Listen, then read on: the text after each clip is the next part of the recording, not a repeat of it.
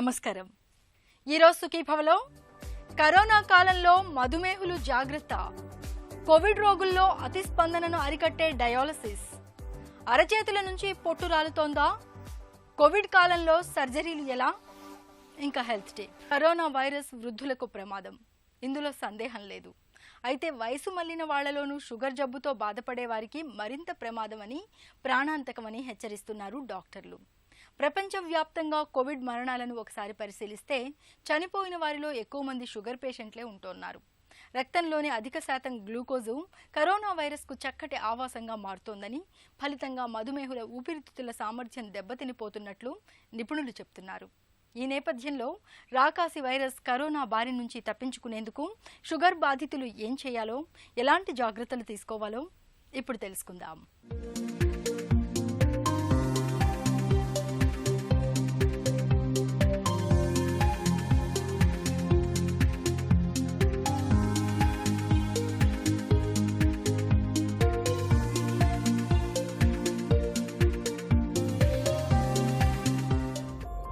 Corona infection మధుమేహం, అధిక రక్తపోటు, గుండె జబ్బులు, దీర్ఘకాల శ్వాసకోశ సమస్యలు గల వారికి పెనుశాపంగా మారుతోంది.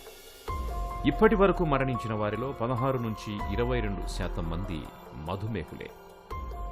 మన దేశంలోనూ కరోనాతో మరణించిన వారిలో మధుమేహుల సంఖ్య ఎక్కువగానే ఉంది. మరో ముఖ్యమైన విషయం ఏమిటంటే, మధుమేహం గల వారికి వయస్సుతో సంబంధం లేకుండా కరోనా ప్రమాదంగా మారే అవకాశం ఉందని నిపుణులు హెచ్చరిస్తున్నారు. మన దేశంలో 7 కోట్ల మంది మధుమేహంతో బాధపడుతున్నారని ఒక అంచనా.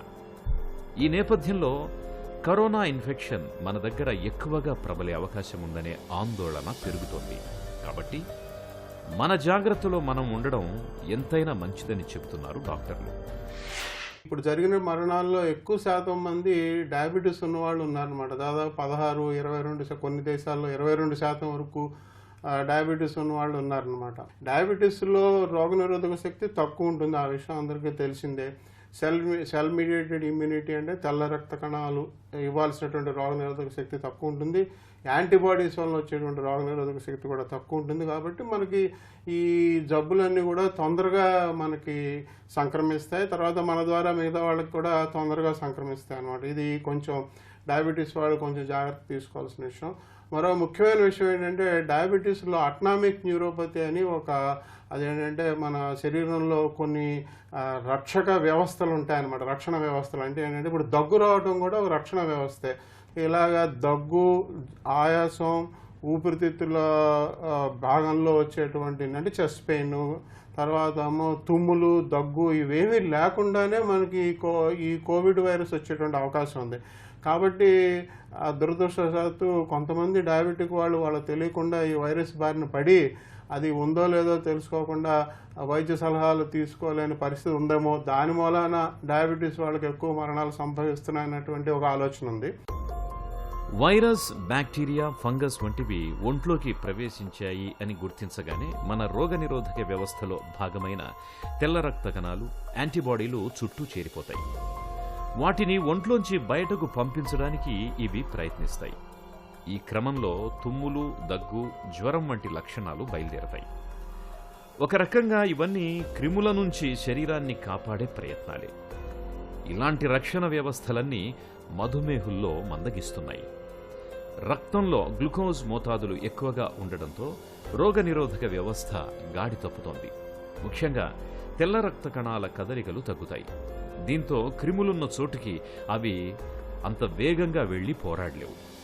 మరోవైపు యాంటీబాడీలు వెంటనే తయారు కావు. మధుమేహుల్లో రక్త ప్రసరణ దెబ్బతినడం, రక్తంలో గ్లూకోజ్తో కూడిన హిమోగ్లోబిన్ ఉండడం మరో సమస్య. ఇది 7% కన్నా ఎక్కువగా ఉంటే ఆక్సిజన్ పంపిణీ వ్యవస్థ దెబ్బతింటుంది. ముఖ్యంగా ఊపిరితిత్తుల్లో ఆక్సిజన్ మార్పిడి సరిగ్గా జరగదు. ఇది రోగనిరోధక వ్యవస్థను అస్తవ్యస్తం చేస్తుంది. దీంతో దగ్గు, తుమ్ములు, జ్వరం వంటి రక్షణ వ్యవస్థలు సరిగ్గా పనిచేయవు. అందువల్ల లక్షణాలేవి పైకి కనిపించకుండానే లోపల సమస్య తీవ్రమవుతూ వస్తుంది. ఇవన్నీ మధుమేహులకు కోవిడ్-19 పెను శాపంగా మారేలా చేస్తున్నాయి. డయాబెటీస్ వాళ్ళు అది బ్యాక్టీరియా అవ్వచ్చు, ఫంగస్ అవ్వచ్చు, లేదా వైరల్ ఇన్ఫెక్షన్ అవ్వచ్చు, ఏదైనా ప్రతి ఇన్ఫెక్షన్కి దూరంగా ఉండాల్సిందే. డయాబెటీస్ వాళ్ళకి రోగనిరోధక శక్తి చాలా తక్కువ ఉంటుంది కాబట్టి దానివల్ల వాళ్ళకి ఎక్కువగా ఈ వ్యాధి సంక్రమిస్తుంది. ఈ వ్యాధి సంక్రమించిన తర్వాత తొందరగా వాళ్ళకి సమస్యలకు లోనవుతారు అనమాట. కొంచెం తీవ్రమైన సమస్యలు లోనవడం వాళ్ళ డయాబెటీస్ వాళ్ళల్లో ఎక్కువగా ఉంటుంది. ఇక మరో విషయం ఏంటంటే, ఈ మధ్యకాలంలో ఈ హైడ్రాక్సిక్లోరోక్విన్ గురించి మన ఐసీఎంఆర్ మొన్న 24-25 తారీఖుల్లో కూడా ఐసీఎంఆర్ వాళ్ళు ఏమన్నారంటే, డయాబెటీస్ రాకుండా నివారించడానికి హెల్త్ వర్కర్స్ అంటే ఈ కోవిడ్తో పనిచేసేటువంటి వాళ్ళు హైడ్రాక్సిక్లోరోక్విన్ అనేటువంటి మందు వేసుకోవచ్చు. 400 మిల్లీగ్రాములు మొదటి రోజు, ఆ తర్వాత వారానికి 400 మిల్లీగ్రాములు వేసుకున్నట్లయితే హెల్త్ వర్కర్స్ ఎవరైతే కోవిడ్ వ్యాధి ఉన్న రోగిగ్రస్తుల్ని చికిత్స చేస్తున్నారో వాళ్ళ నివారణకి వీళ్ళ ప్రొఫిలాక్సిస్గా వాడుకోవచ్చని ఐసీఎంఆర్ చెప్పింది. దీంట్లో మనకు ఒక ఉపాయం ఏంటంటే, ఈ హైడ్రాక్సిక్లోరోక్విన్ అనేది దాదాపు 2014లో మన డీసీజీఐ వాళ్ళు, డ్రగ్ కంట్రోలర్ జనరల్ వాళ్ళు డయాబెటీస్కి మందుగా దీన్ని వాళ్ళు ఒప్పుకున్నారనమాట. అంటే ప్రపంచంలో ఏ దేశంలోనూ ఈ హైడ్రాక్సిక్లోరోక్విన్కి డయాబెటీస్ మందుగా ఆమోదం జరగలేదు, మన దేశంలో తప్ప. ఈ హైడ్రాక్సిక్లోరోక్విన్ అనేది 300 మిల్లీగ్రాములు ప్రతిరోజు వేసుకున్నట్లయితే కొంత డయాబెటీస్ తగ్గుతుందన్నారు. కాబట్టి ఇది కోవిడ్కి నివారణకు ఉపయోగించినా ఉపయోగించకపోయినా అది డయాబెటీస్ నియంత్రణకు పనికి వస్తుంది. కాబట్టి డయాబెటీస్ ఉన్నవాళ్ళు కొంత ఏదో 200 మిల్లీగ్రాములు 300 మిల్లీగ్రాములు ప్రతిరోజు హైడ్రాక్సిక్లోరోక్విన్ వేసుకోవాలి. అది డాక్టర్ సలహాతో వేసుకోవాలి. ఎందుకంటే మళ్ళీ వాళ్ళకి రెటినోపతి అనేటువంటి సమస్య కంట్లో ఉన్నట్లయితే ఈ హైడ్రాక్సిక్లోరోక్విన్తో ఆ సమస్య ఎక్కువ అవుతుంది. కాబట్టి డాక్టర్ సలహాతో హైడ్రాక్సిక్లోరోక్విన్ వేసుకున్నట్లయితే ఓ పక్క నుంచి డయాబెటీస్ నియంత్రణ చేసుకోవచ్చు, మరో పక్క వీలైతే ఈ కోవిడ్కి కూడా నివారణ ఉపయోగం జరిగేటువంటి అవకాశం ఉంటుందండి. కరోనా ప్రమాదం నుంచి తప్పించుకోవడానికి మధుమేహులు గ్లూకోజ్ స్థాయిలో ఖచ్చితంగా నియంత్రణ చేసుకోవాలి. HbA1c 7% కన్నా తక్కువగా ఉండేలా చూసుకోవాలి. రోగనిరోధక శక్తి తక్కువగా ఉండడం వల్ల మధుమేహులకు వైరస్ త్వరగా అంటుకోవడమే కాకుండా వారి నుంచి ఇతరులకు తేలిగ్గా వ్యాపిస్తుంది. కాబట్టి దగ్గు, తుమ్ములు వంటి లక్షణాలు గల వారికి దూరంగా ఉండాలి. ముక్కుకు నోటికి మాస్క్ పెట్టుకోవడం లేదా రుమాలు చుట్టుకోవడం వంటి జాగ్రత్తల్ని మరింత ఖచ్చితంగా పాటించాలి. మధుమేహంతో బాధపడే వారికి ఇన్ఫెక్షన్లు వస్తే గ్లూకోజ్ ఎక్కువ అవుతుంది. గ్లూకోజ్ ఎక్కువైతే ఇన్ఫెక్షన్ తీవ్రత పెరుగుతుంది. ఇలాంటి వారు ఇన్సులిన్ మోతాదులు పెంచుకోవాల్సి ఉంటుంది. హైడ్రాక్సిక్లోరోక్విన్ మందు కరోనా ఇన్ఫెక్షన్ తగ్గడానికి తోడ్పడుతున్నట్టు ఇటీవలి అనుభవాలు చెబుతున్నాయి. అందువల్ల ముందు జాగ్రత్తగా హైడ్రాక్సిక్లోరోక్విన్ని 200 లేదా 300 మిల్లీగ్రాముల మోతాదులో వేసుకోవడం మంచిది. కరోనా నివారణకు కాకపోయినా గ్లూకోజ్ నియంత్రణకైనా ఇది పనికొస్తుంది. మెరుగుపరచడం, వెంటిలేటర్పై ఆధారపడడాన్ని తగ్గించడమే. ఈ చికిత్స ప్రభావవంతంగా ఉంటే ఇతర చికిత్సలతో కలిపి కొనసాగించే అవకాశం ఉందని పరిశోధకులు పేర్కొంటున్నారు. కరోనా కాలంలో శుచి, శుభ్రతకు పెద్దపీట వేస్తున్నాం. వైరస్ అంటుకోకుండా, విస్తరించకుండా ఉండేందుకు చేతుల్ని పదే శుభ్రం చేసుకుంటున్నాం. మంచిదే. కానీ తరచూ సబ్బుతోనూ శానిటైజర్లతోనూ శుభ్రం చేసుకోవడం వల్ల కొంతమందికి చేతులు పొడిబారుతున్నట్లుగా అవుతున్నాయి. అరచేతుల నుంచి పొట్టు కూడా రాలుతోంది. ఈ రకమైన పరిస్థితిని అధిగమించేందుకు ఏం చేయాలో, ఎలాంటి జాగ్రత్తలు తీసుకోవాలో ఇప్పుడు తెలుసుకుందాం. ఇప్పుడున్న మనం సిచ్యువేషన్లో ఈ కరోనా ఎఫెక్ట్కి లేదంటే కొంతమందికి న్యాచురల్గా హ్యాండ్స్ రెగ్యులర్గా వాష్ చేసే అలవాటు ఉంటాయి, లేదా డిటర్జెంట్స్ ఎక్కువ వాడటం, లేదంటే హ్యాండ్స్ ఫ్రీక్వెంట్గా వాష్ చేయడం వల్ల అరచేతుల్లో ఉన్న మాయిశ్చరైజర్ ఎత్తుందో త్వరగా వెళ్ళిపోయి హ్యాండ్ డర్మటైటిస్ అంటే చేతులకి పొట్టులాగా రావటం, చిన్న కురుపులు రావటం, వాటి నుంచి నీరు రావటం అనే కంప్లైంట్స్ కూడా అధికంగా వినపడుతుంటాయి.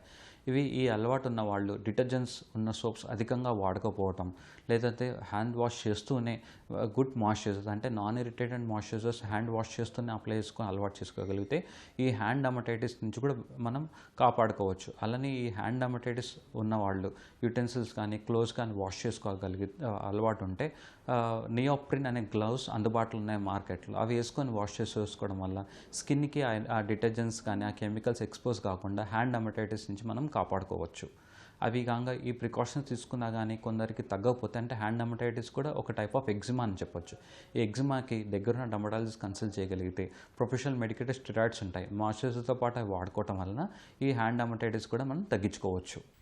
అనారోగ్యం బారిన పడ్డప్పుడు ఆహారంలో మార్పులు చేసో, విశ్రాంతి తీసుకునో, లేదంటే మందులు వాడో స్వస్థత పొందడానికి ప్రయత్నిస్తాం. వీటన్నింటి ద్వారా కాకపోతే సర్జరీ చేయించుకోవడానికి సిద్ధపడతాం. అయితే కరోనా వల్ల లాక్డౌన్ కొనసాగుతున్న వేళ సర్జరీలు కూడా మరీ ప్రాణాపాయమైతేనో, అత్యవసరమైతేనో తప్ప చేయరాదని వైద్య ఆరోగ్య శాఖ మార్గదర్శకాలు జారీ చేసింది. ఈ నేపథ్యంలో కరోనా వేళ ఆపరేషన్ల విషయంలో తీసుకోవాల్సిన జాగ్రత్తల గురించి డాక్టర్ని అడిగి ఇప్పుడు తెలుసుకుందాం.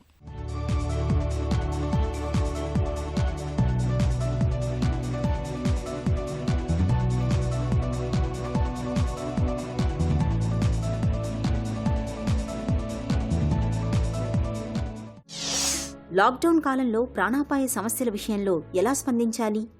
ఎమర్జెన్సీస్ని 2 భాగాలుగా విభజించడం జరిగింది. Emergency life threatening conditions and emergency conditions అని చెప్పేసి.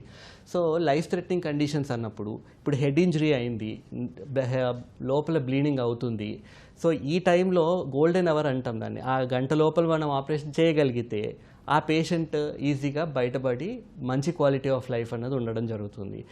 లేదు కొన్ని క్రష్ ఇంజరీస్ అయిపోతాయి, వెజల్ ఇంజరీ అయ్యి ఆ పర్ఫ్యూషన్ అన్నది లింబ్కు ఉండదు. అట్లాంటి టైంలో ఆ లింబే తీసేయాల్సిన పరిస్థితి రావచ్చు. ఇవన్నీ లైఫ్ థ్రెటనింగ్ కండిషన్స్. ఇప్పుడు బ్లంట్ ట్రామా అబ్డామిన్ అయ్యి ప్యాంక్రియాస్ ఇంజరీ అయింది, లేదంటే లివర్ లాసరేషన్ లాంటిది అయింది, హిమోపెరిటోనియం అయింది, లేదు స్ప్లీనిక్ రప్చర్ అయింది. ఇట్లాంటి వాటిల్లో ఏంటంటే బ్లడ్ లోపల ఊజ్ అవుతున్న కొద్దీ బీపీ పడిపోవడం జరుగుతుంది. మన దగ్గర ఉండే సమయం కూడా చాలా తక్కువగా ఉంటుంది.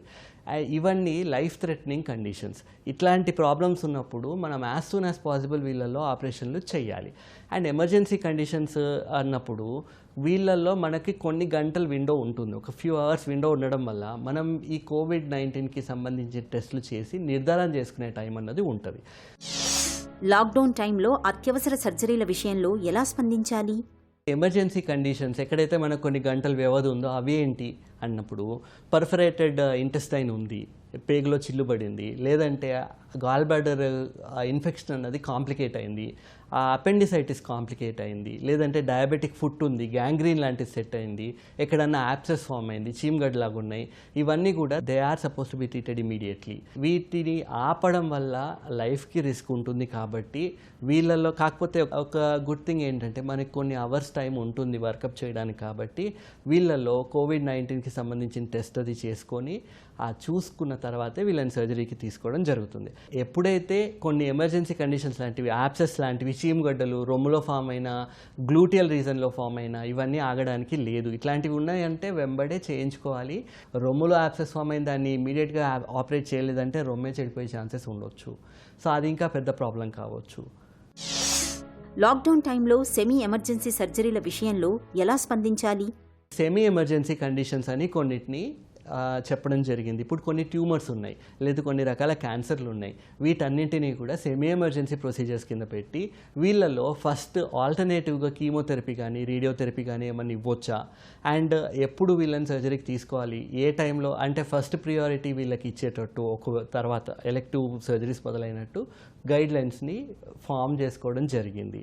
అండ్ ఎలెక్టివ్ ప్రొసీజర్స్కి వచ్చేసరికి దేన్ని ఎలెక్టివ్ అంటాం? ఇప్పుడు హర్నియా ఉంది, హర్నియా ఉన్నప్పుడు ఏ సర్జన్ కూడా ఆగండి అని చెప్పరు. కానీ ఇప్పుడున్న ప్రస్తుత పరిస్థితులలో దాన్ని కాంప్లికేట్ కాకుండా ఫాలోఅప్లో వండుకుంటూ అది ఎప్పుడైతే ఈ active face of viral infection అయిపోతుందో అప్పుడు చేయించుకోమని చెప్తున్నాం. గాల్ బ్లాడర్లో స్టోన్స్ ఉంటాయి, గాల్ బ్లాడర్ పాలిప్ ఉంది, ఇవన్నీ ఎమర్జెన్సీ కిందికి రావు, ఏసిమ్టమాటిక్ కేసెస్ ఉన్నాయి. వీటిని మనం ఎలెక్టివ్గా ప్లాన్ చేసి తర్వాత చేసుకోవచ్చు. కోవిడ్ నేపథ్యంలో సర్జరీల విషయంలో తీసుకునే జాగ్రత్తలు ఎలా ఉంటాయి? ఈ ఆపరేషన్ చేసేటప్పుడు కూడా వీళ్ళలో ఒక ప్రోటోకాల్ అన్నది ఇష్యూ చేయడం జరిగింది, ఎవరు ఎట్లా ప్రిపేర్ అవ్వాలి అన్నది. ఇప్పుడు సర్జన్స్ ఉన్నారు, అనెస్థెటిస్ట్ ఉన్నారు, నర్సులు ఉన్నారు, వీళ్ళందరూ కూడా ప్రాపర్గా donning of protective equipment, personal protective equipment అంటారు, ఆ పర్సనల్ ప్రొటెక్టివ్ ఎక్విప్మెంట్ మొత్తం వేసుకొని బాడీ సూట్లన్నీ వేసుకున్న తర్వాతే ఆపరేషన్కి వెళ్ళడం జరుగుతుంది. అండ్ అనెస్థీషియాకి ముందు ఆ laminar air flow are air conditioning అన్నది స్టాప్ చేయాలి. చేసిన తర్వాత ప్రాపర్గా కంటైన్డ్ జోన్లో ఇంట్యుబేషన్ అన్నది చేయాలి. ఎందుకంటే ఇంట్యుబేషన్ టైంలో కూడా ఈ గొంతులోంచి పార్టికల్స్ అనేవి బయటికి రావడం, ఏరోసోల్ ప్రొడక్షన్ అన్నది జరగడం జరుగుతుంది. దాన్ని కంటైన్ చేయడానికి ఏదన్నా ఒక పర్టికులర్ చేంబర్లో ఇంట్యుబేషన్ చేయమని చెప్తున్నారు. నెగటివ్ ప్రెషర్ రూమ్లో ఇంట్యుబేషన్ చేయగలిగితే ఇంకా మంచిది. అయితే ఇంట్యుబేషన్ చేసిన తర్వాత ఆ 15 నిమిషాల తర్వాత కానీ సర్జికల్ టీమ్ని లోపలికి వెళ్ళొద్దని చెప్తున్నారు.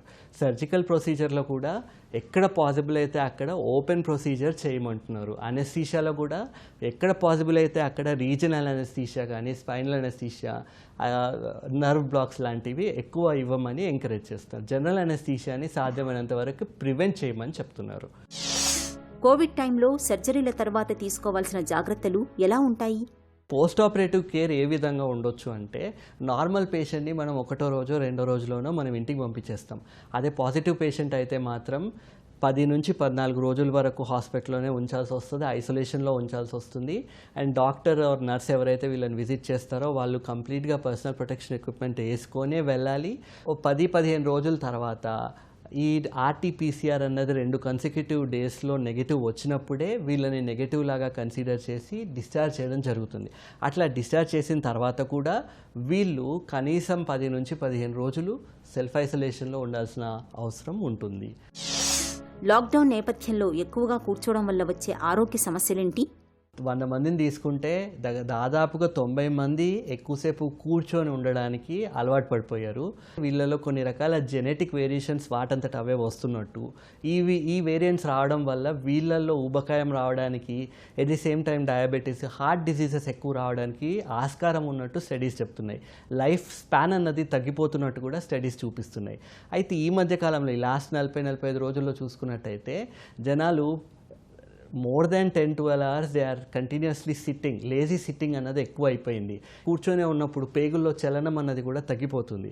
సో ఈ పేగుల్లో చలనం తగ్గడం వల్ల మలబద్ధకం అన్నది చాలా ఎక్కువ అయ్యే ఛాన్సెస్ ఉంటాయి. మనం ఇప్పుడు లాక్డౌన్లో ఉన్న రోజు పొద్దున వార్మప్ ఒక 30 minutes చేయడం మాత్రం మర్చిపోకండి. గంటకు ఒకసారి ఒక 10 నిమిషాలు లేచి తిరిగి రండి. కూర్చున్న ప్లేస్లోనే కూర్చొని ఉండొద్దు. బ్లడ్ ఫ్లో అన్నది కంటిన్యూస్గా ఉండాలి. ఇప్పుడు మన ఇమ్యూనిటీ బాగుండాలి అంటే మనం కదిలితేనే మన బాడీలో ఉన్న లింఫ్ అన్నది కదులుతుంది. లింఫ్కి సెపరేట్ పంప్ లేదు కాబట్టి మన జాయింట్స్ అన్ని లింఫ్స్ అన్నీ మూవ్ అవుతేనే లింఫ్ మూవ్ అవుతుంది. లింఫ్ మూవ్ అవుతేనే బాడీలో ఉన్న చెత్తనంతా అది క్లీన్ చేస్తుంది. బాడీలో ఉన్న చెత్త అంతా బయటికి పోతే ఇమ్యూనిటీ అన్నది మంచిగా ఉంటుంది. సో మీరు కరోనా బాధ పడొద్దు అంటే యాక్టివ్గా ఉండండి. Keep your self motivated. రోజు ఖచ్చితంగా ఎక్సర్సైజ్ అన్నది చేయాలి. కావాల్సినంత వాటర్ బాడీలో తీసుకోవాలి. మోషన్ ఫ్రీగా రావాలంటే కావాల్సినంత వాటర్ తీసుకోవాలి, కావాల్సినంత ఫైబర్ తీసుకోవాలి. ఇప్పుడున్న లాక్డౌన్ పరిస్థితుల్లో ఇంకేం చూస్తున్నామంటే చాలామంది they are complaining of blurring of vision. ఐస్లో డ్రైనెస్ అని, ఒకటి వేడి వల్ల వచ్చే డ్రైనెస్ వేరు, ఇంకోటి కంటిన్యూస్గా స్క్రీన్ని వాచ్ చేసి దానివల్ల వచ్చే డ్రైనెస్ వేరు. సో ఎక్కువసేపు స్క్రీన్ని అవాయిడ్ చేయండి. రిపీటెడ్గా ఫేస్ వాష్ అనేది చేసుకుంటూ ఉండండి. సాధ్యమైనంత వరకు keep your self hydrated. Wine షాపులు తెరిచిన నేపథ్యంలో ఎక్కువగా తాగడం వల్ల వచ్చే ఆరోగ్య సమస్యలేంటి? ఎప్పుడైతే ఈ బింజ్ డ్రింకింగ్ చేస్తారో వీళ్ళల్లోనే ఆల్రెడీ డీహైడ్రేషన్ ఉంది, బింజ్ డ్రింకింగ్ చేస్తున్నారు, ప్యాంక్రియాస్ అనేది చెడిపోయి ప్యాంక్రియాటైటిస్ లక్షణాలు ఎక్కువయ్యే ఛాన్సెస్ ఉన్నాయి. ప్యాంక్రియాటైటిస్ వచ్చిందంటే మళ్ళీ కడుపు నొప్పి లాగానే అది మేనిఫెస్ట్ అవుతుంది. ఒకసారి కడుపు నొప్పి వస్తుంది అనగానే ఇప్పుడు కరోనాలో కూడా 50% కేసెస్లో వామిటింగ్స్ అండ్ అబ్డామినల్ పెయిన్ వచ్చే ఛాన్సెస్ ఉంటాయి. సో మిమ్మల్ని డయాగ్నోసిస్ పరంగా కూడా చాలా ఇబ్బందులు అయ్యే ఛాన్సెస్ ఉంటాయి. ఒకసారి కరోనా లాగా మీరు డయాగ్నోస్ అవుతే ఐసోలేషన్లో పెట్టడం జరుగుతుంది. మళ్ళీ మీ మొత్తం ప్రోటోకాలే చేంజ్ అయిపోతుంది. సో తాగేదేదో మితంగా తాగండి. అమితంగా తాగి ప్యాంక్రైటైటిస్ లాంటి ప్రాబ్లంలు తెచ్చుకోవద్దు. బింజ్ డ్రింకింగ్ చేయొద్దు. లాక్డౌన్ కొనసాగుతున్న వేళ ఆపరేషన్ల విషయంలో ఎలా ముందుకెళ్లాలో, సర్జరీలకు సంబంధించి ఎలాంటి జాగ్రత్తలు తీసుకోవాలో తెలుసుకున్నాం కదా. ఇక ఈరోజు కార్యక్రమాన్ని ముగించే ముందు ఆంధ్ర హాస్పిటల్ సమర్పించే ఒక చిన్న చిట్కా మీకోసం. కరోనా వైరస్ టాయిలెట్ సీట్లు, కుళాయిలు, బాత్రూమ్ డోర్లపైన ఎక్కువ గంటలు సజీవంగా ఉండే అవకాశం ఉంది. కాబట్టి టాయిలెట్కు వెళ్ళొచ్చిన ప్రతిసారి శుభ్రంగా చేతుల్ని కడుక్కోవాలి. సుఖీభవ కార్యక్రమానికి సంబంధించిన మీ విలువైన సూచనలు, సలహాల్ని వెంటనే మాకు రాయండి. మా చిరునామా Sukhibhava, ETV, Ramoji film city, Hyderabad 501512 లేదా sukhibhava@etv.co.in కు ఈమెయిల్ చేయండి.